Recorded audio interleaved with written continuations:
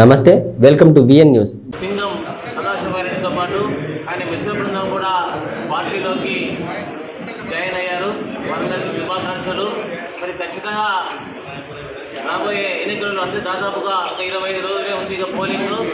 ఖచ్చితంగా కూడా రెండవసారి జగన్మోహన్ రెడ్డి గారు ముఖ్యమంత్రి కాబోతా ఉన్నారు.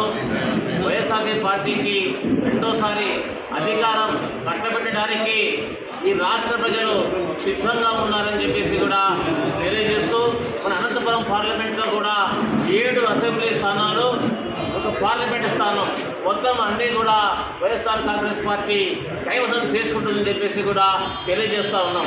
ఇదంతా కూడా కేవలం ముఖ్యమంత్రి జగన్మోహన్ రెడ్డి గారు చేసినటువంటి సుపరిపాలన వల్లనే సాధ్యమైందని చెప్పేసి తెలియజేస్తూ ఉన్నాం. జై జగన్, జోహార్ వైఎస్ఆర్.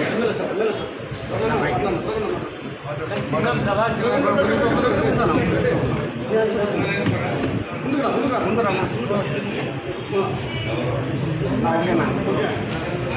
నేను భారతీయ జనతా పార్టీలో స్టేట్ కౌన్సిల్ మెంబర్గా ఉన్నాను. భారతీయ జనతా పార్టీలో ఈరోజు ఈ పొత్తుల నిర్ణయం వల్ల పార్టీలో ఎవరైతే దశాబ్దాలుగా పనిచేస్తున్నారో వాళ్ళకందరికీ అన్యాయం చేస్తూ ఉన్నారు. ఈ కారణంగా నేను పార్టీకి రాజీనామా చేసి వైఎస్ఆర్ కాంగ్రెస్ పార్టీలో చేయడం జరిగింది. జగన్మోహన్ రెడ్డి గారు కుల మతాలకు అతీతంగా, ప్రాంతాలకు అతీతంగా, పార్టీలకు అతీతంగా ప్రజలకు సేవ చేస్తున్నారు. కాబట్టి రెండవసారి కూడా ఆంధ్ర రాష్ట్రంలో వైఎస్ఆర్ పార్టీ అధికారంలోకి రావాలని, ఆ దిశగా మేము కూడా మా వంతుగా కృషి చేస్తామని సందర్భంగా తెలియజేస్తా ఉన్నాం.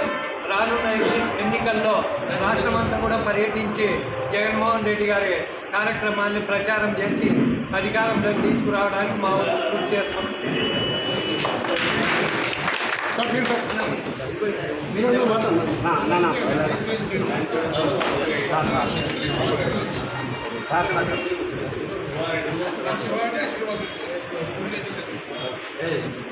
బాబు భారతీయ జనతా పార్టీ వైఎస్ఆర్ కాంగ్రెస్ పార్టీలో చేయడం చాలా సంతోషకరం. పార్టీలో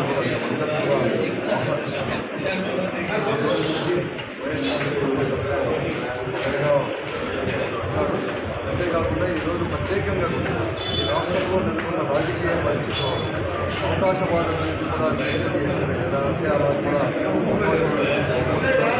అంతేకాకుండా 2014 నుంచి 19 వరకు కూడా ఈ రాష్ట్రంలో ఈరోజు ఎవరైతే భక్తులు పెట్టుకున్నారో కూటమి ఏర్పడినారో ఆ రోజు కూడా వారికి మూడు పార్టీల ఆధ్వర్యంలో కూడా వారి ప్రభుత్వం కూడా ఏర్పడింది.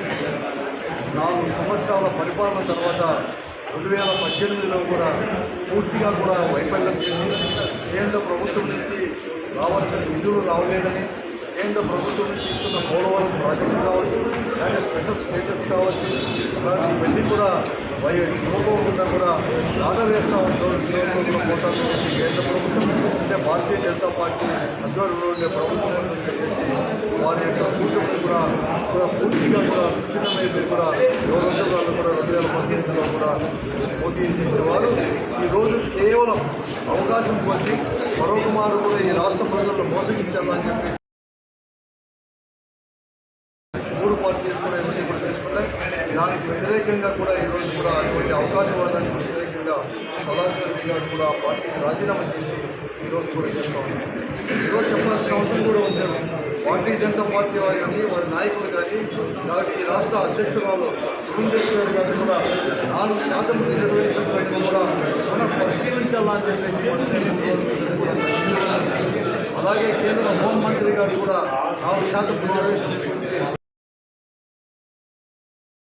తెలుగుదేశం పార్టీ కానీ జనసేన పార్టీ యొక్క అభిప్రాయం చాలా స్పష్టంగా కూడా చెప్పాల్సిన అవసరం ఉంది. అందుకోసమే జగన్మోహన్ రెడ్డి గారు చెప్తున్నాడు, ఈ సంక్షేమం అనేది కూడా ఆగదు. సంక్షేమంతో పాటు ఈరోజు ఏదైతే వీరందరికీ కూడా రిజర్వేషన్ ఇచ్చారో అవన్నీ కూడా కొనసాగుతాయి. వ్యతిరేకం కూడా ఈ పార్టీలు కూడా అనుకోవచ్చు, ఏ పార్టీకి కూడా పొత్తు పెట్టుకోవాలని చెప్తూ ఉంటారు.